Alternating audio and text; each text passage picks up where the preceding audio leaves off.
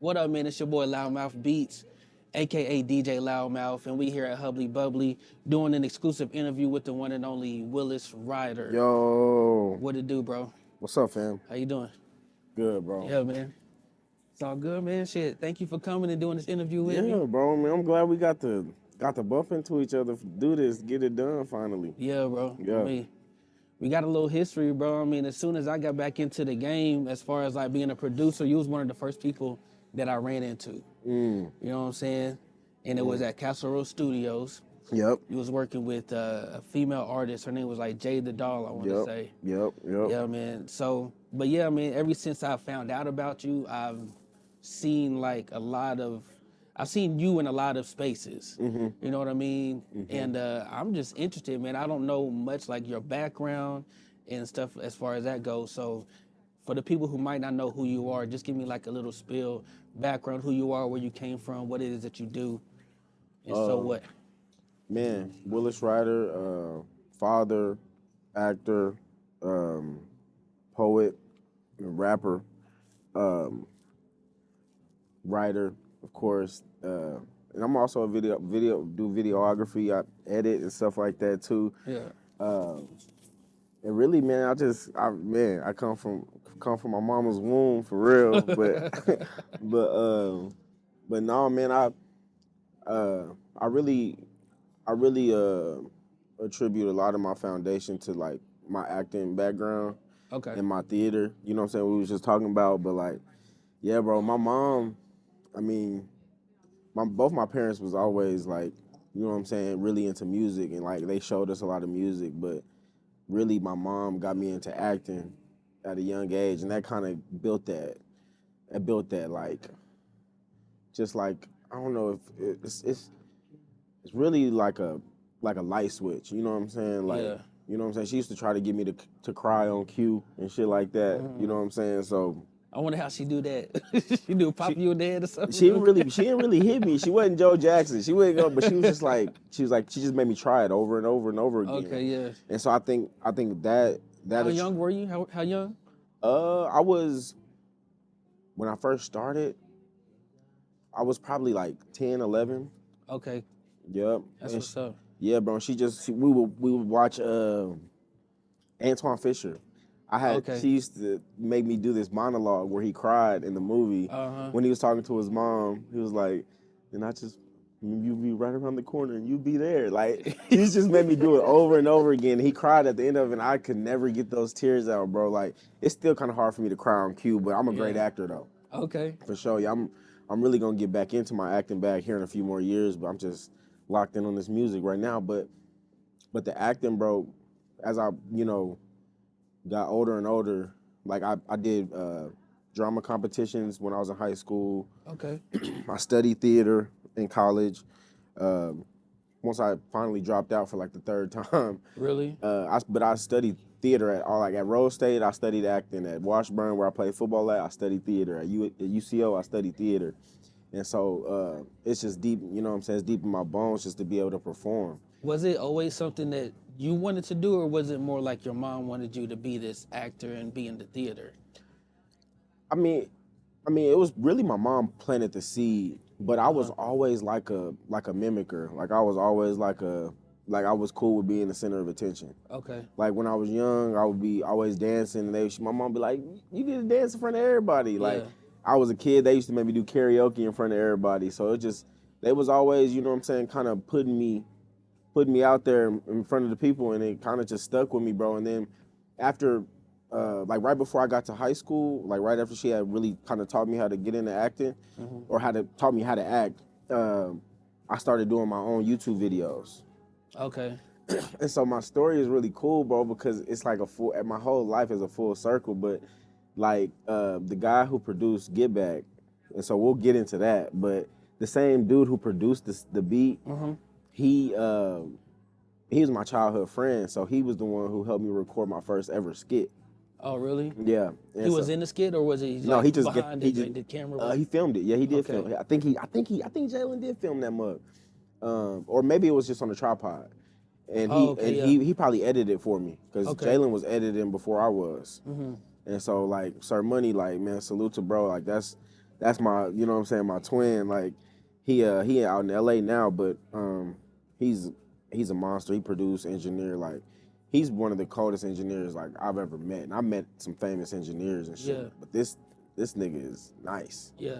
So No, the Get Back track definitely sound. He produced produced and mixed and it, engineered, engineered yeah. it. He didn't Okay. record it, but he engineered it and produced Okay. it. Yep. Okay. Yep. I Yes. recorded that at the music group. A lot of people don't know about the music. I just gave, but I don't, you know what I'm saying? I don't be tripping on gatekeeping, bro. Like I give people all the sauce, but I know everybody ain't gonna use it. But yeah, I recorded that at the music group. So that's all I'm gonna tell y'all. So y'all can find it on your own. You know what I'm saying? If Okay. y'all do y'all homework, y'all know about the music group, and then y'all get the sound. But yeah, I recorded Get Back at the music group in OKC. Nobody knows about that much. No, I never heard about the music group. I don't feel like I'm on the outside looking in now. Come on, I'm telling you. Just look it up. It's everywhere. Like once you look up the name, like that's a random ass name for a studio, but that's Right. the name of the studio. Yeah. You look it up, it's a random ass address, you'll find it. So yeah, man. But yeah. So music came after the acting. Yeah. Okay. So yeah, I jumped way ahead, but I was just saying that because Jalen the one who kind of technically recorded my first skit. But yeah, it went from there, then it went to the acting, and then we'll start at Ordinary People Lounge. That's Okay. the first ever open mic. I gotta go back. See, I can't. There's a skip. lot of This history. the Red Dirt special. That's This what a I'm Red saying. Dirt special. I can't skip no steps. Right, okay, right, so, right. Boom, Urban Roots. Okay. That's the Roots. A lot of people don't know about Urban Roots. It was in the Deep Deuce. It got gentrified out probably in about 2016, 2017. I could be wrong. I remember that era though. But Yeah. but around 2013 and 2017, I'm talking about Mecca. Like, and a lot of people don't know the Deep Deuce got rich history. Yeah. Deep yeah. Deuce, like it was famous jazz musicians, all type of shit coming to Oklahoma from all across the world. You know what I'm saying? Before, you know what I'm saying, they got it up out of there the first time. And then Urban Roots was going nuts. Like it was black owned. They had food, they had the bar, poetry, fashion shows. It was all in one. Yeah. You know? A lot of people don't know that's where dope poetry came from. Okay. So, you know, rest in peace, dope poetry. Yeah. But first it was Urban Roots. Grace Franklin was the host. That's who inspired me to host. Boom. Jay Wigg was a poet at Urban Roots, but he ended up starting dope poetry after Urban Roots had got gentrified out. Urban Roots is where I started off doing stand-up. Stand-up comedy at 19 years old. Oh shit. Okay. Stand-up comedy, you know what I'm saying? I was a comedic actor, so you know what I'm saying? I had got inspired in college to do stand-up. Yeah. You know what I'm saying? And I did stand-up for a cool minute. Like I did stand-up for a solid like 3 or 4 years strong. And you know, I've got paid to do a stand-up show before. You know See, that's why these interviews are important because I have no idea about none of this history. Yeah. And I'm not a part of like the theater crowd or like the poetry stuff. So this is a lot of game that I'm getting from you right now. Yeah. And so for Urban Roots, I was doing stand-up, and shout out to James Cooper, shout out to Jay Wigg. They was in there going crazy on the poetry. I was like, damn, I want to do poetry. Yeah. So I started doing poetry, bro. Got cold as fuck at poetry. Yeah. And so from then though, I left Urban Roots when it had closed up. Here you go, bro. I left Urban Roots and I went to OP Lounge, the Ordinary People Lounge that I was telling you about. That was the first open mic I started. Okay. So I was inspired by Grace and all the other poets up there to not only do poetry but to host as well. And so the opportunity fell in my lap. My homegirl, my classmate, Tori Beecham, she heard, you know what I'm saying, people had got the building. She wanted to start her own open mic. She said I should be the host. So that's when Ordinary People Lounge was birthed. And the theater background made it easy for you to be, or well, I guess, you know, dealing with your mom and how she the theater background that's the reason why I'm such the best performer. to be on stage, a good stage presence. Yep.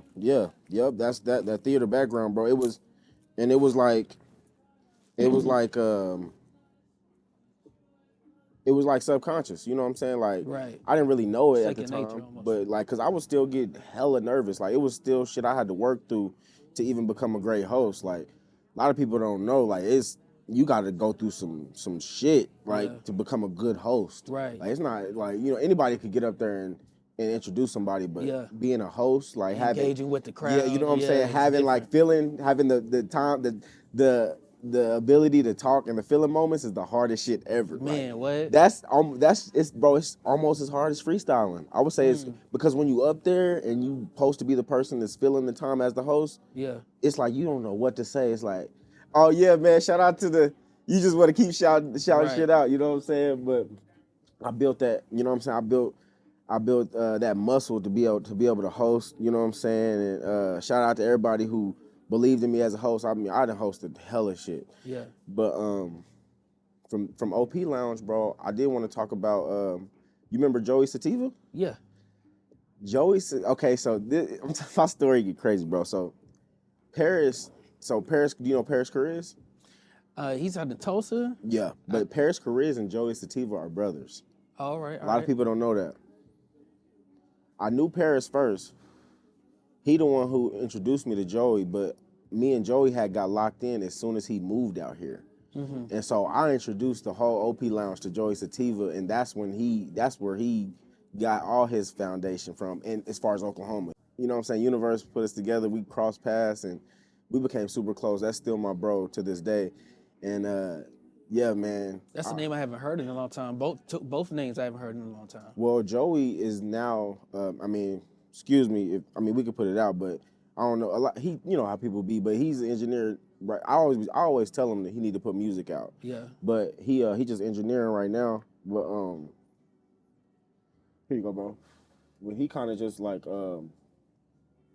he kind of just on his own path. You know what I'm saying, with the engineering and shit. He actually engineered Election Year, one song off my album.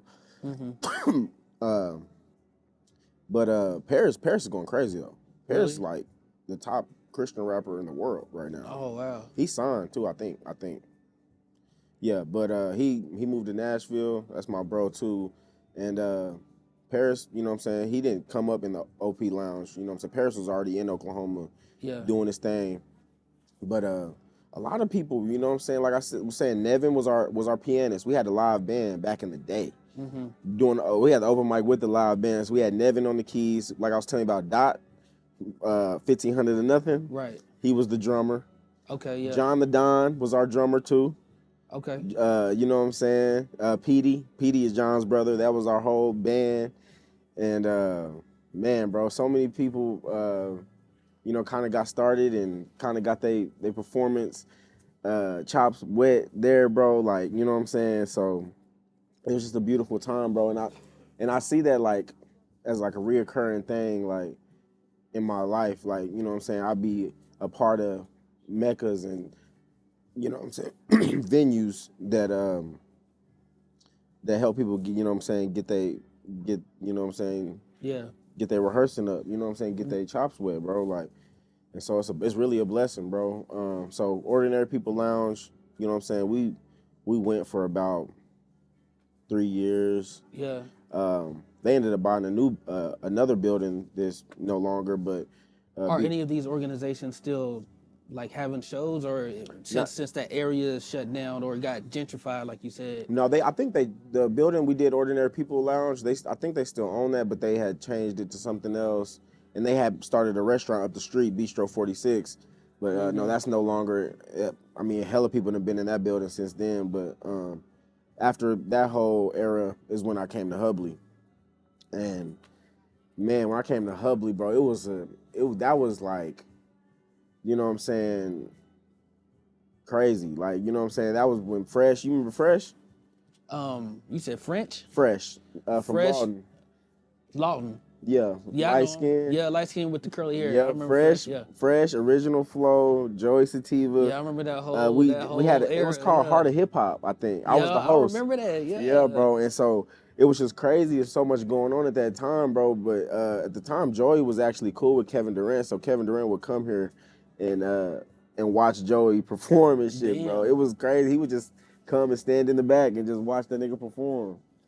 So it was a time, man, and that was, like I said, Original Flow, like Conway, you know what I'm saying? He was around at that time. Yeah, Kanye. Then they had like a Chief Piece, gorilla Gorilla something. Breed. Gorilla Breed, yeah. Yeah, Him but in Triple Eight, right? yeah, but that was after. Yep, and Yeah. then Chief Piece too. Shout out Kid Lennon. Yep. You know what I'm saying? Always that was when we was going crazy up in here. I think we was doing a weekly open mic, Okay. and we was doing Heart of Hip Hop every third Thursday, and I was doing a poetry night. Yeah. You know what I'm saying? I was going crazy, bro. That work ethic, it's always been in me. That's really my secret, is like the work ethic that I learned in high school when it came to football. Mm-hmm. You know what I'm saying? And I only played 1 year of college ball, but I promised myself when I left when I left Washburn and stopped playing ball, I was like, I'm gonna always transfer my passion that I use in my work ethic to get good at football to the arts and music and theater. So it's always carried me, bro. Like that's always something that, without talent, is gonna put you in places that are gonna be beneficial to you in your career. Yeah. As far as the music goes, hard work, whatever career that you pick, you know what I'm saying? As long as you work hard, work harder than the people around you, you're gonna get farther than the people around you. Yeah. So between that time and now, have you been more focused on like being an artist, a rapper? So so after Hubley, that whole era, I got so inspired, bro. I moved to LA. Okay. How ironic, I'm going to LA tomorrow. Right. Full circle. Yeah. But after that, I moved to LA, and that's when I was really in my poetry bag. I was locked in. I ended up getting on All Def Poetry, which is Russell Simmons, his YouTube. Yeah. I was going to. He used to have an open mic. I don't know. It was called the Poetry Lounge. I don't know if they still do it, but I remember I went out there, and only the cold poems was the ones that they recorded all the poems, but the ones that was really cold and got the most crowd reaction, they'll throw it on their YouTube. Right. So that's the goal for every poet. And so my first time going up there, they put my poem on the YouTube. Okay. So that's when I was really in my poetry bag. I ended up writing a poetry book. And I was doing my whole thing in poetry out in LA with the poetry. I was really just going open mics all across, you know what I'm saying, LA and the metro area, bro. Like I built a whole friend group off of me just doing open mics, like friendships that last forever. Just you said LA, right? Mm-hmm. How did you? Because I know it's a lot more affordable in Oklahoma than it is in LA. I was thugging it out there, bro. Yeah. I was living with my granddad, which he lived an hour and 30 out of LA. Oh, really? In a place that you'll never hear about called California City. Okay. I was driving from California City to LA damn near 2-3 times a week. Okay. You know, to make these connections and get to these just places. to do open mics. Right. You know what I'm saying? And I would just, bro, like the Poetry Lounge, the Russell Simmons, bro, just to get on stage, just to get on the list, you had to wait hours before it opened. So I'll get there like at 2 p.m. The list don't open up till 8 p.m. Damn, so you just out there posting. It'll What be you doing for that time? There'll be other poets out there that will trickle up and you know what I'm saying? You'll start talking to them and you just kicking it, bro. Yeah. And then over time, as the hours pass, it'll just be, the whole steps will be full and the line will be down the fucking block for poetry. For poems or poets. Wow, that's different. Look You it don't up, see that all deaf poetry. Yeah. I definitely heard about that, all deaf poetry for sure. They had all deaf digital. They don't do it no more, but no, not like they used to. I still watch some of the people that were on it. They doing their own thing. Kev on stage. Yep. I actually auditioned for them too around that time. I auditioned for All Deaf Digital. Oh, really? Cool. Yeah. Yeah, that'd have been crazy. I feel like they stole one of my skits. What? This will be a good sound bite. I feel like they stole one of my skits. I charge it to the game though, because they had this skit. And it's still on my YouTube. It's called Snapchatting in Heaven. Snapchatting in Heaven. They had one called Snapchatting in Hell. Oh shit. And on God, it was similar, bro. On my YouTube, and you go down, bro. I got a lot of skits on there, bro. I was really heavy into the skits and shit. Yeah. And so, yeah, from LA, I kind of, you know, like my life, bro. I'm multi-talented, but I feel like I do it the right way. Like I do my multi-talented like this. Like it just go off my feelings, bro. Like, or my inspiration levels. So like I said, I was started at stand-up, but I got inspired and so I learned poetry. Yeah. When it come, you know what I'm saying, I did all I could do in poetry. I got inspired, you know what I'm saying, and I learned music. I learned how to rap, like, you know what I'm saying. But I really was seeking help, like, as far as like actually learning how to write correctly, and you know what I'm saying, seeing other songwriters writing for other people and stuff like that. That's the segue from LA is when I left LA, I went back home for a little bit, you know what I'm saying, got inspired again. Then I moved to Atlanta, and that's when I got heavy into the music. My boy, Put Your Heart in It, Stevie Hart's, Sia Moon was my mentors, bro. And I lived with them too, and they taught me a whole lot, bro, about spirituality, about songwriting. They took me in you know what I'm saying, rooms that was up at Mean Street Studios, which is where Atlantic Records do their thing at. You know what I'm saying? Let me sit in sessions and see how everything operated. And bro, that's when I really fell in love with songwriting, bro. That's why you see I was writing with Jade. Like when I met you, it was right after I came back from Atlanta. Oh, really? Yeah. Already. And so was rapping not something that you was really interested in until you came back from LA? Yeah, it was funny because I just feel like I wasn't a rapper. Because of the poetry? I mean, when I was a host, I think it was because I was the host. I feel like I was in a vein where nobody else was at, and I just kind of got comfortable there. You know what I'm saying? I feel like rapping was always available. I was always in the studio. I was always around people who was rapping. But I feel like I said, the inspiration, it hit you, bro. Like inspiration just hit you. I can remember when I wrote. I remember when I discovered, and this is probably when I was still doing poetry though. Like I was dabbling in rap when I was doing poetry. Okay. But I remember when I discovered like how to put my heartbreak into like a rap. To like make it rhyme. Well, just to like channel those emotions and kind of like and not make it rhyme. I feel like I feel like it's pretty similar as far as poems exactly. I wasn't with poetry. It was a spiritual thing because it was kind of like based in Christianity. So it was kind of like that was my poetry was just about being conscious and about, you know what I'm saying, just being different. I guess I wasn't thinking of, you know what I'm saying, talking about a girl or talking about a relationship. And I feel like once I figured that out about like, oh, like I'm inspired by women, like about like my, you know, relations with women, like I'm gonna make music about that. Like if you listen to my music, most of it's about a girl. You know what I'm saying? So I think that was a niche that I always had, and then I kind of just built on that and kind of just built around it. And a lot of my friends rap, like my boy AD. You know what I'm saying? I spent hella nights with him on the road. He'll freestyle for hours. Here you go too. He'll freestyle for hours. I'm good on that shit. But yeah, bro, just a lot of my friends, bro, inspired me.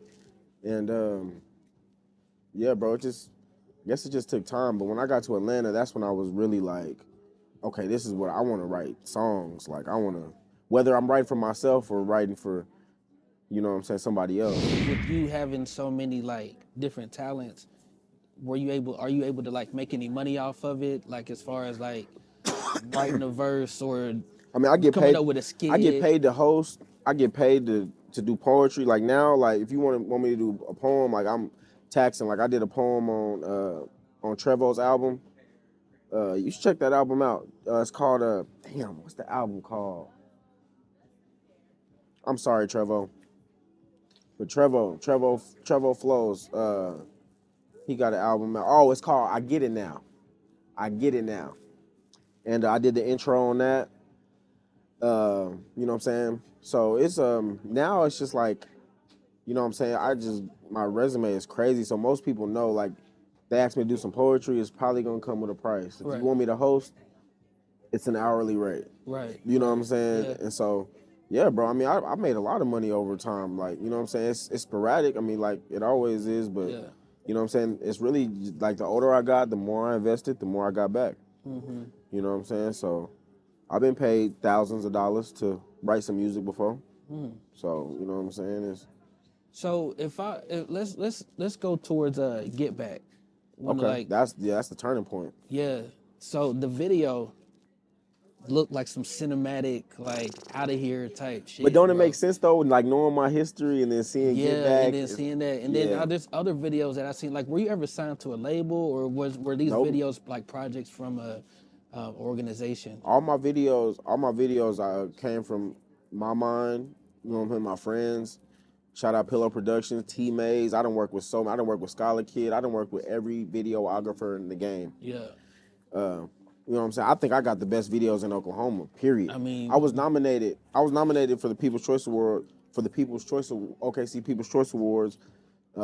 Shout out to Lieutenant P too, because that video was hard. Off the meter, they won. Yeah. But I feel like, you know what I'm saying, if you go to my catalog, you go to my YouTube, you're gonna see I got the best video. Like my video is so cold that I took them to the movie theater. Yeah. And I just let them play for a whole hour. What? And I was letting people play their music videos. But that's not like normal shit. Like, people don't just know how to, are these like connections that you built, or you just like I just went resource? inside the movie theater, bro. I do home health, so I go to the movies with my client all the time. We got cool with them. I'm like, can I show my music videos in here? And they was like, yeah, you got rent the movie theater out. It wasn't that expensive, so I did it. Yeah. Bro, and like, if you ask me who I'm inspired by niggas like Tyler Perry and like, you know what I'm saying? I done work with Tyler too. Really? Yeah. I done work with Tyler multiple times. You know what I'm saying? For like, sure. so, but that's the type of people I'm inspired by. So like, you know what I'm saying? When you see my videos, like that's what I'm most passionate about. Like I love rapping. I love performing. I love being in the studio. But shooting a music video is like, that's like when I'm all the way in my element. Like the directing part of it, or is it just like I bringing direct the whole it, vision? I write it, I help with the editing. I do angles, like with the camera framing. Most of the time, the cameraman, I try to get a good cameraman that's good with that. Okay. Like every cameraman, with every cameraman, I do a different job. I help in a different way. Okay. I done brought green screens to sets. Like you know what I'm saying? I done a lot of shit when it come to the music videos. So yeah, bro, like probably my favorite music video that I did, probably the one we put the most money into and got like, we had extras, we had a set. Yeah. You know, so we had crafties, that's where we fed the actors and, okay. You know, so we had a fake mock band. We created a whole juke joint for the super. It was like, it had a throwback feeling to it, didn't it? Yeah, that was the super classic video. Okay. Yeah, but I was inspired by Deep Deuce. Remember I was saying about Deep Deuce? Right. Yeah. So I was trying to create like a juke joint feel of back in that time. Okay. Like I was trying to pay homage to that. That's hard. Yeah. On me. So you've lived like damn near all over the place, haven't you? As far as like Oklahoma, Yep. California, you lived in Georgia, in Atlanta for a little bit. How long was you in Atlanta? I was in each place for like 2.5, 3 years. I was in LA for like 2.5, 3 years. I was in Atlanta before COVID for 2.5, 3 years. Then COVID hit. Yeah. And then in 2 years I had my daughter. It's like, okay. You know what I'm saying? So yeah. Yeah. So yep, I was out there for 2 years, and then I guess COVID hit 2019. That's 2020 is when I came back to Oklahoma. So, can you compare, the creative spaces in places that we may not have never heard of, as far as LA, Atlanta, like, I think it's pretty much like similar, bro. Like it's just more people in different places. Like, but like it's still open mics in Atlanta that I used to go to where 10 people show up and niggas is still scrambling and it's still hating. Same shit going on. You know what I'm saying? Like it's the same. Like in Atlanta, like you know what I'm saying. It's real cliquish, just like it's the Black Hollywood. So it's like you know what I'm saying. They really operate like Hollywood and they got their cliques and you gotta have money and. You know what I'm saying? Real talent, you know what I'm saying? Real value to them to be, you know what I'm saying? So yeah. I think, you know what I'm saying? It's a circuit, it's a system, you know what I'm saying? I think we're similar, we have similar problems, you know what I'm saying? I didn't perform, you know what I'm saying, from the Apollo to Ordinary People Lounge, like, I didn't just seen like all wavelengths of it. I guess. It's a lot of stages. It's just it's all it kind of like it don't really seem different. Like when I come to Oklahoma, I think it only seemed different because people know me here. Yeah, yeah. You know what I'm saying? But at the same time, a lot of people know how hard I work and to do what I've done. So Yeah. it's like I do get a lot of respect out here. You know what I'm saying? So I don't know. I guess the question was the similarities between it all. I think it's just like it's money and no money. It's like, you know what I'm saying? It's like I don't know. Yeah.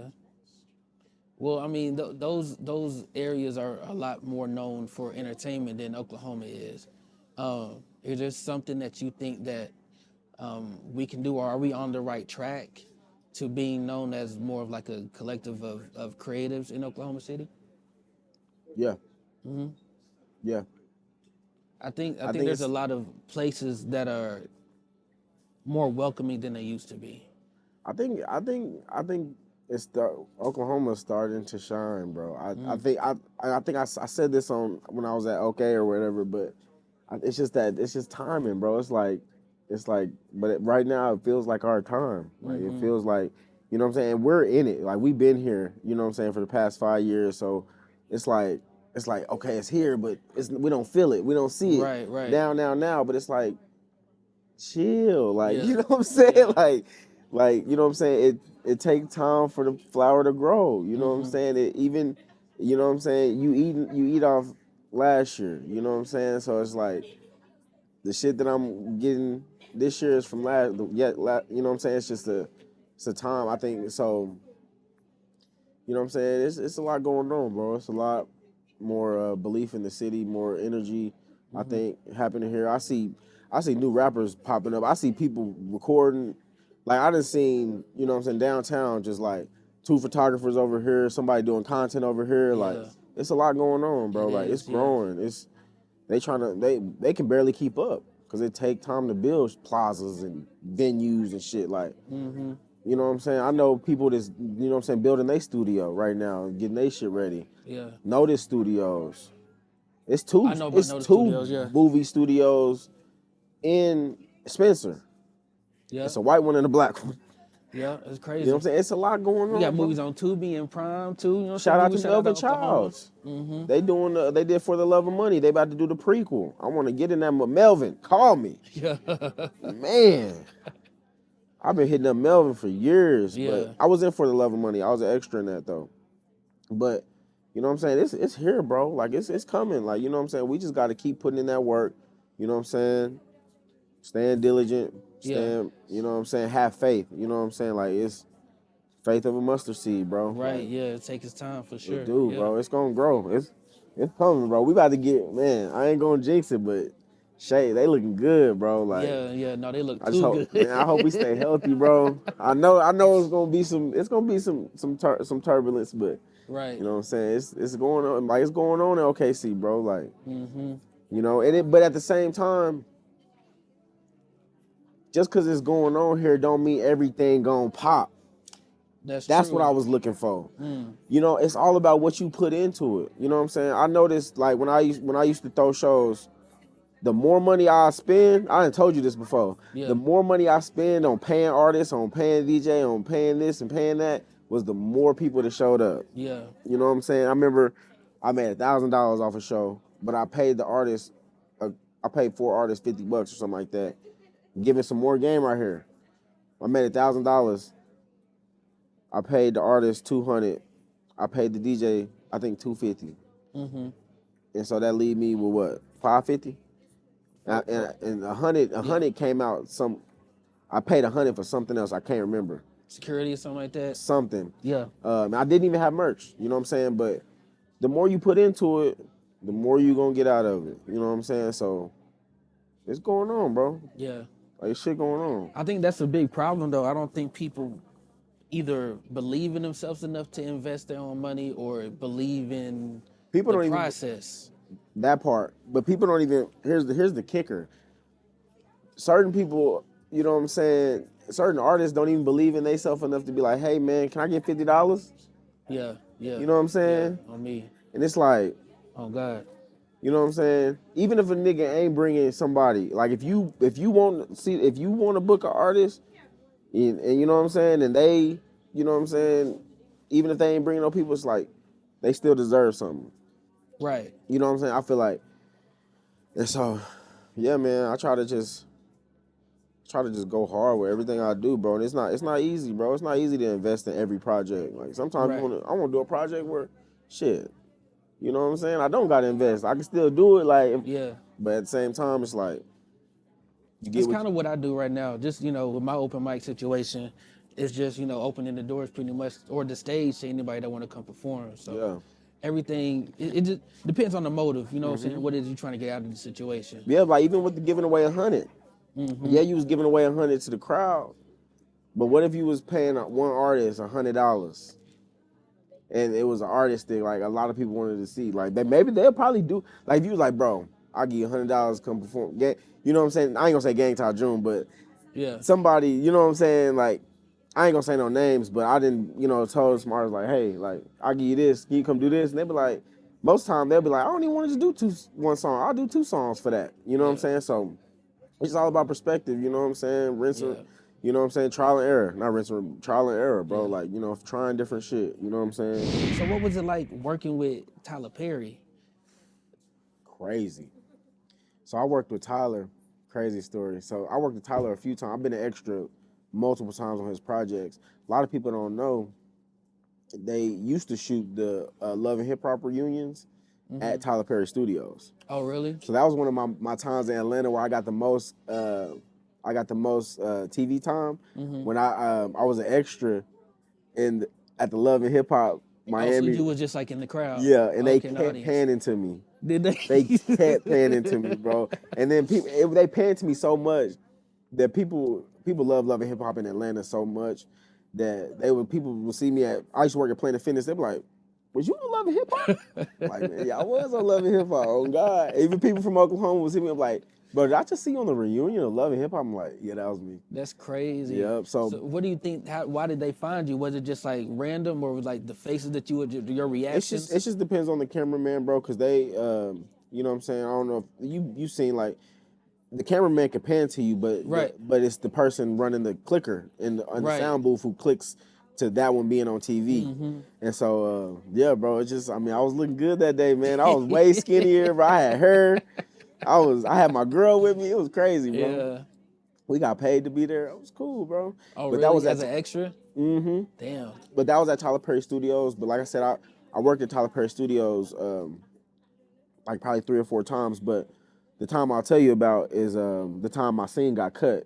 I can't even remember the freaking show, but it was one of his soap operas that he was doing on BET Plus or whatever. Okay. I can't think of the name of it, but I actually had lines, bro. Okay. No, did I have lines? No, I think I didn't have lines, but that's what was throwing me off. Like I was a paramedic. Okay. You was playing a paramedic? I was playing a paramedic, and they didn't really give us that much direction, bro. So I was kind of winging it. Yeah. But like, so the scene was boom. We drove the paramedic truck on the set. Boom. Actually drove it. The girls on set tripping out. It's a scene in front of a house. She's screaming, ah! And so our direction was to detain her and to put her into the truck. Okay. And so the dude grabbed her from the back, and I was grabbing her legs, we was about to detain her. And bro, immediately they said cut. They was like, why is that extra grabbing her leg? Why is he grabbing her legs? Yeah. And bro, I guess they kind of just wanted me to sit off to the side. I don't know if I was doing too much or what, but yeah, we did the scene a few times, and shit, they ended up cutting the scene. Use it. But what I say about Tyler is, how did you end up even meeting Tyler? Like getting I didn't that meet him. opportunity? I didn't meet him, but I was, you know what I'm saying. I was one of the featured extras, so that's when it's a scene with not that many extras, but still some extras. That makes sense. So it's like the scene was all the main cast in the front of the house. The main actor was my partner, and I was just the only extra in there. So I was a featured extra. And so how I got it was on Facebook, bro. Like on Facebook, there's casting calls. Yeah, they put the casting calls and you submit. And so that's kind of how I got into it. Oh, really? But I just, one thing I'll say about Tyler is that he only do a few takes and he moving on. That's how he is. And he meticulous, bro. Like I seen him like when he was working with one of his actors, this tall white dude, model looking white dude. Yeah. And he had long hair, and Tyler just walked over to him and was just like picking his hairs out, like like just really like meticulous, Okay. real meticulous though. But Tyler, man, like I said, bro, man, Tyler, one of my biggest inspirations, bro. Yeah. Came from nothing, bro, For sure. and now he got it. We grew up watching them live action films on stage. I still wanna get that real project in with Tyler, bro. You know That'd what be I'm crazy. saying? Yeah. So, but yeah, bro, like I got a lot. I was on How High too.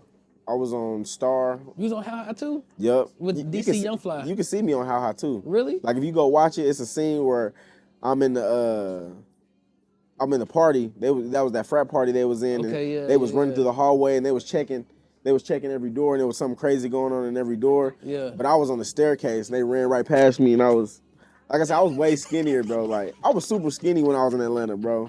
But I was in that mug, bro. I was on Star with Queen Latifah. Okay. We all got to meet Queen Latifah. That was crazy. Damn. Uh, And these opportunities come from like casting calls? Yes. You're just trying out? Yes. Auditioning? Yes, bro. Damn. People out there, they'll submit to so many casting calls and they got their formula down to a pack. They'll live off that, bro. And that's another thing. Like to any actors out there, like you don't want to get caught up in just being an extra. Like you want to learn the set. You want to learn the set and learn everything you can. Do a few extra roles and then focus on how you can elevate. The way you elevate is take acting classes. That's how you get real roles. You get into the acting schools, and that's where all the casting directors and a lot of actors teach at schools. Really? You know what I'm saying? So, Yeah. you know what I'm saying? If you ever want to, you can go try out a class for free. You know what I'm saying? Just see what it's like. But man, acting class, they say to be a great actor is to be a great person. That's one of the first things they taught me in acting class, bro. And I still take acting classes. Really? Yep. You take them here in Oklahoma? Yeah. Yep. I got an acting coach, a lady who helped me with auditions, but I haven't been acting in a minute. But the Actors Factory is the school. Actors Factory. It's in Norman. Okay. Yep. Yeah, that's crazy, man. No, I need to I just, I don't know, for some reason I always see, if I ever see like a submit for to be a part of a movie or extra casting call, I feel like it's a scam or something. Like A lot of times they do, because it's certain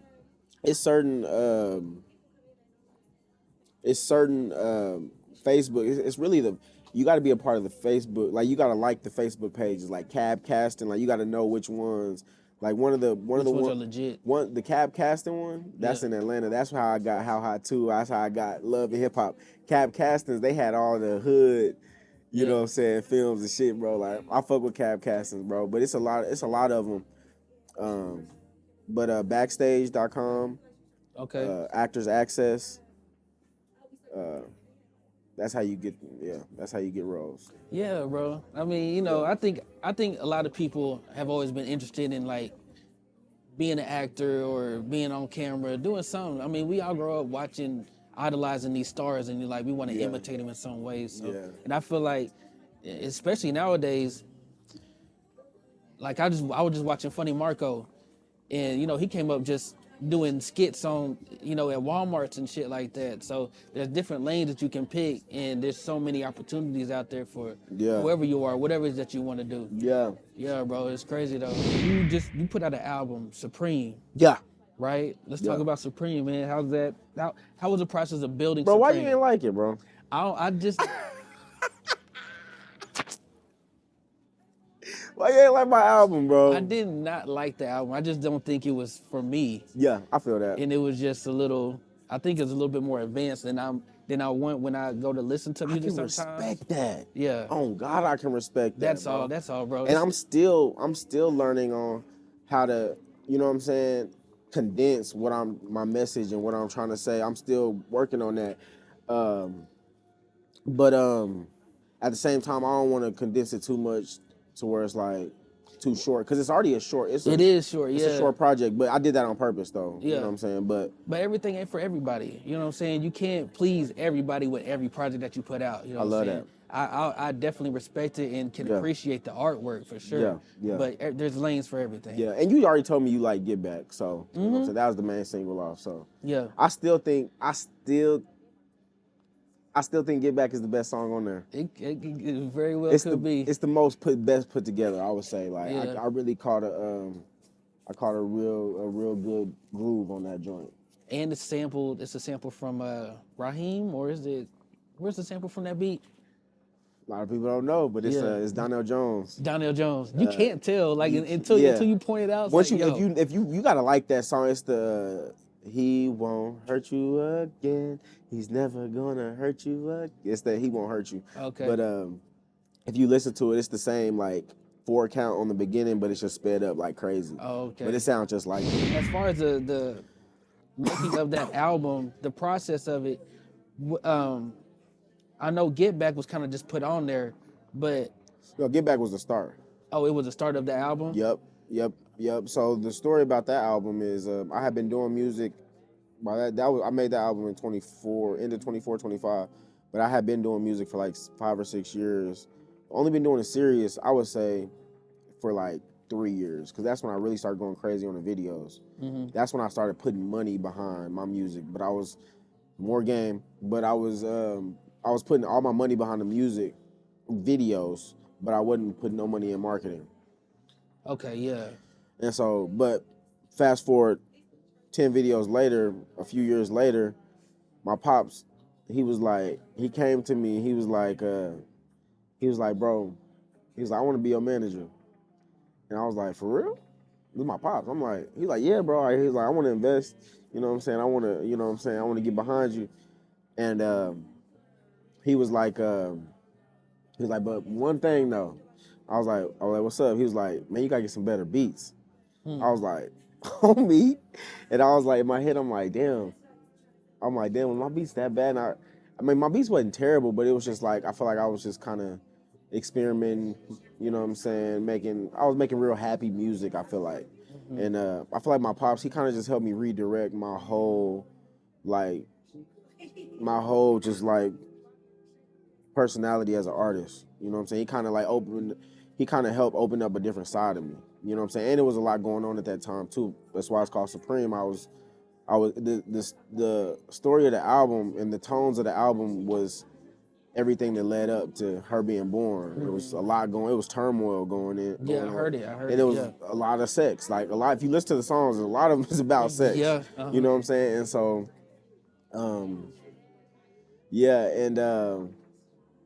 so when he told me I need better beats, I was like, okay. So I was thinking of the best producer I could think in my head that I had access to. Mm-hmm. I'm like, my nigga Jalen, my nigga Sir Money.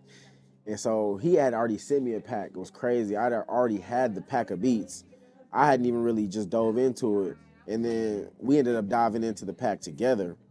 And the first beat that he liked was Get Back. The first beat I played was Get Back. Yeah. And he was like, man, you need to get your Get Back on this mug. I'm like, all right, bet.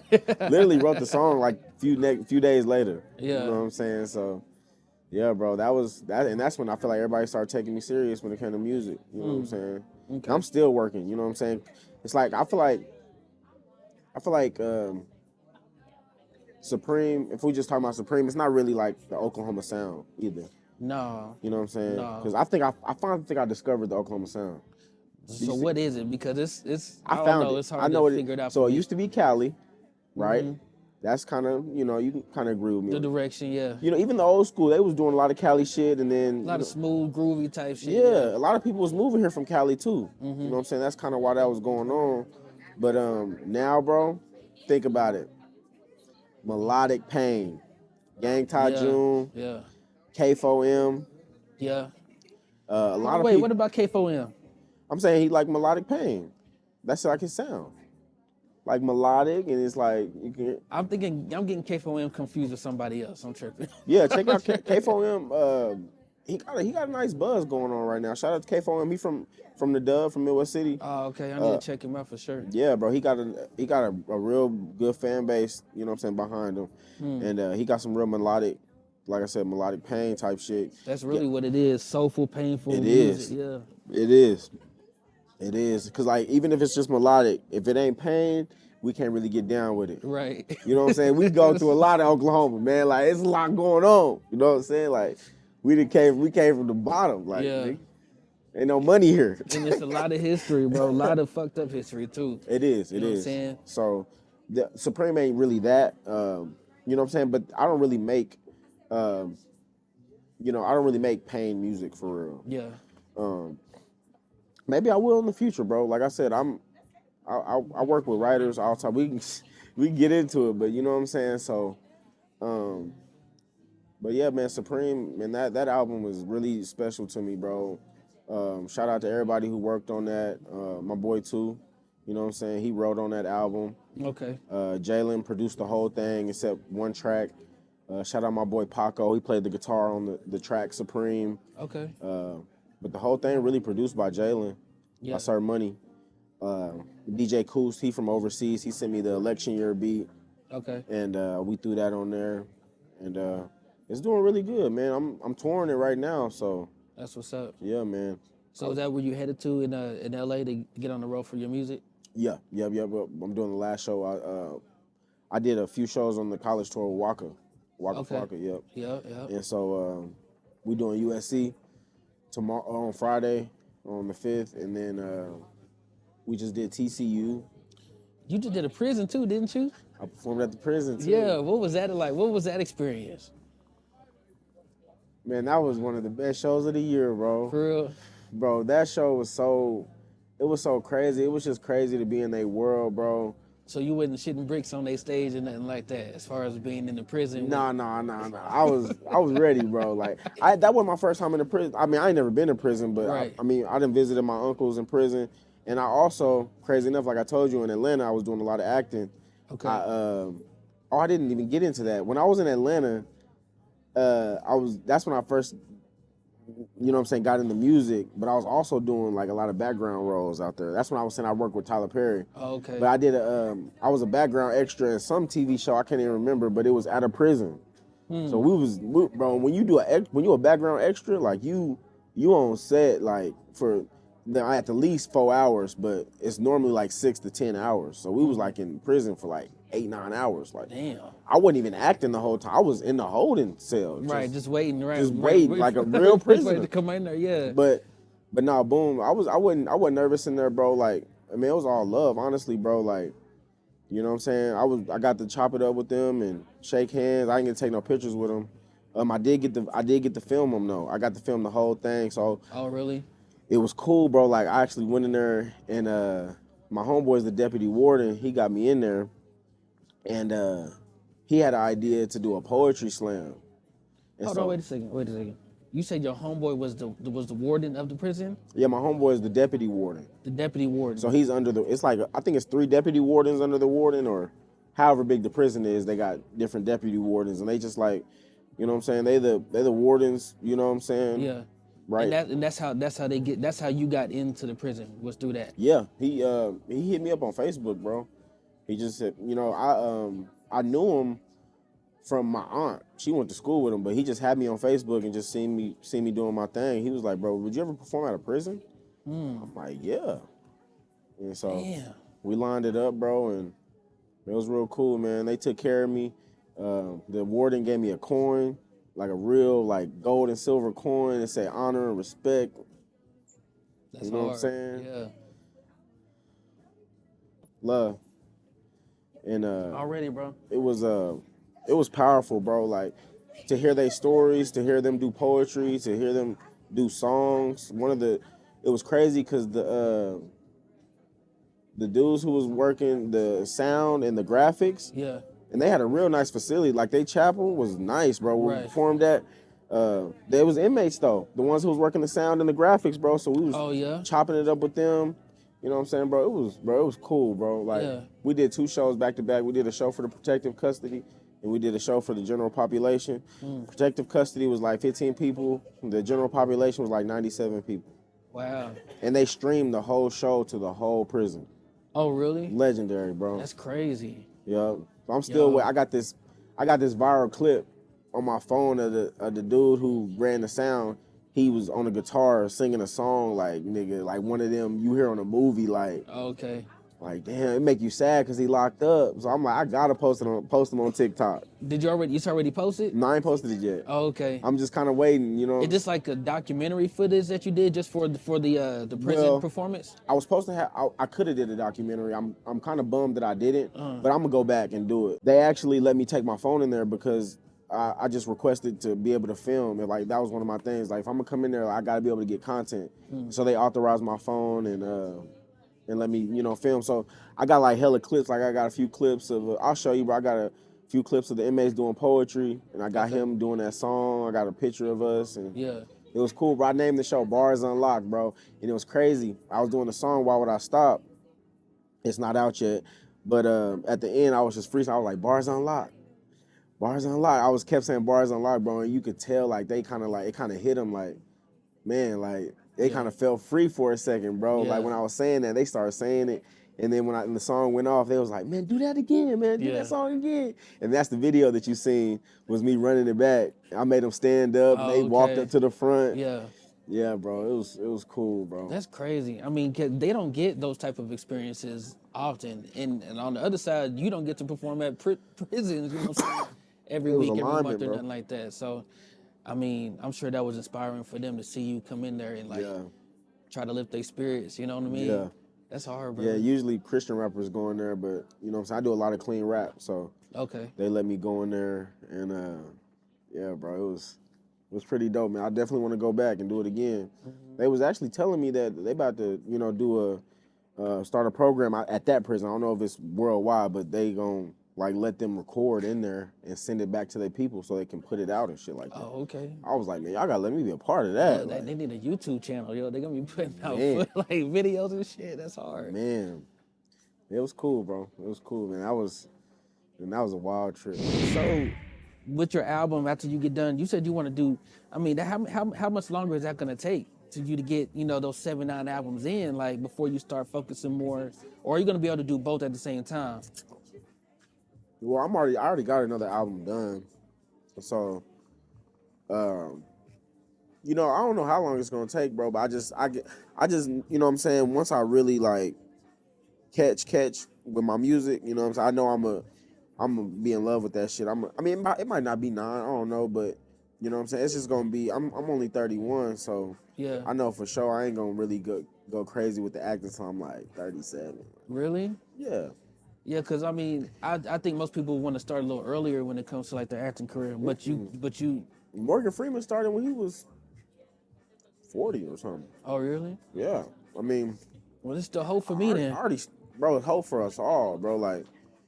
Like anybody in this, you know, anybody can be an actor. Like everybody, you know what I'm saying. People don't believe in they look like. You know what I'm saying? Like, I feel like now that I'm bald, I'm going to get so much more roles. Yeah. Was that on purpose or was that? No, I went bald. You went bald? Yes. Really? Okay. Yes, I went bald. Yeah, that's great. But here's the thing. I'm not the type of person to hold on to my shit. Right. Like, I ain't going to hold on to, like, I ain't going to be the nigga with the, did you see the Drewski skit? Bro, that shit's hilarious. I'm not doing that, bro. Like, I'm not going. You can't go nowhere without that hat. I only wear my bald head when it's freshly shaved because I hate how I look. Like that grandpa shit. Like I hate that shit. Yeah. You know what I'm saying? Wake up in the morning, every morning to get it right. Yeah, man. I be getting it right. I finally got some clippers that get it good. I can do it myself. Man, I was paying money getting my head, bro. They charged bald head. Just to bald the head? Man, I paid $45. I paid $45. No edge up, no nothing. No edge up. That's when I had the beard. They get you with that beard, but nah, man. I've been getting a lot of comments on my bald head, man. I went ahead and popped out with it a little bit. You know what I'm saying? So it's love, man. Yeah, it's a whole different look. But that's what's up, man. Yeah, I like that shit. I like it. Yeah, damn, bro. I mean, yeah, we over an hour. Oh yeah, we good. An hour, bro. Yeah, man. Hey, stay tuned for part 2. Go to williswriter.net. Follow Loudmouth. I love y'all, man. That's all y'all get. That's it, man. It's another Red Dirt Special exclusive with DJ Loudmouth, and we out.